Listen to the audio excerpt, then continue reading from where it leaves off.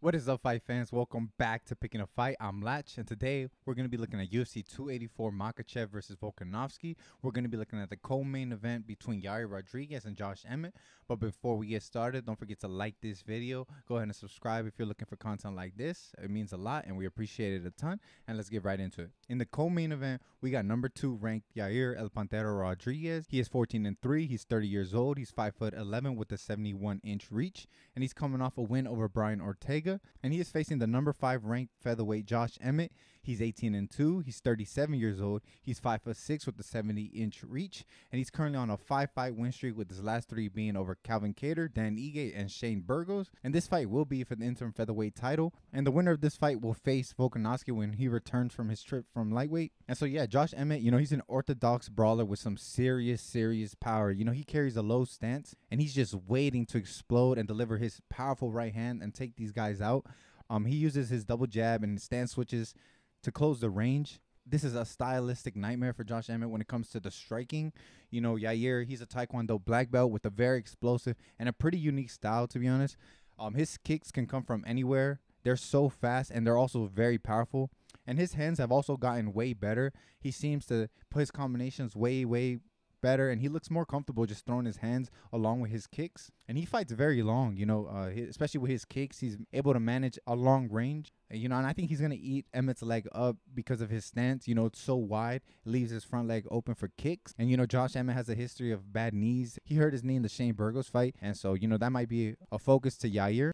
In Emmett's last fight, his wrestling was unsuccessful against Calvin Kattar, but it's been a while since we saw Yair's wrestling. We saw it in the Max fight. It looked pretty decent. We saw glimpses of it on the Ortega fight, not really, but the last time we really saw Yair get taken down by a strong wrestler was Frankie Edgar, and Frankie Edgar beat him up. But that was a long time ago, and Yair was so green at that time. So I'm not sure, how much that can really mean in this fight. And, it's a big question if Josh Emmett will, wrestle much more in this fight, test Yair's ground game a little bit. Both guys, they get hit a lot. They get touched up a ton. They absorb a lot of strikes, but both guys have shown pretty good durability. Obviously Josh Emmett got knocked out by Jeremy Stephens, but he did take some big shots from Calvin Kattar, from Burgos, and from Ige.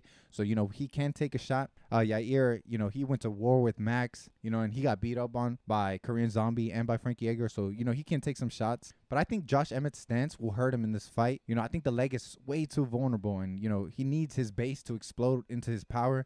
I think Yair's style is perfect to chopping him down. And also, Josh Emmett, he tends to duck out of punches, and he tends to duck into punches when he's about to throw.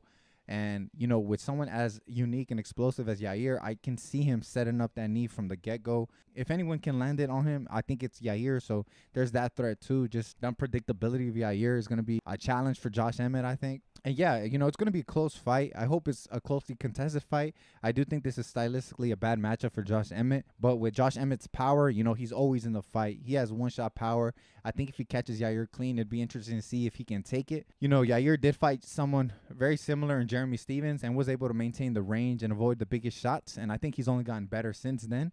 Yeah, so I'm going to have to go Yair Rodriguez by knockout or TKO. I just think his style is better suited to face someone like Josh Emmett.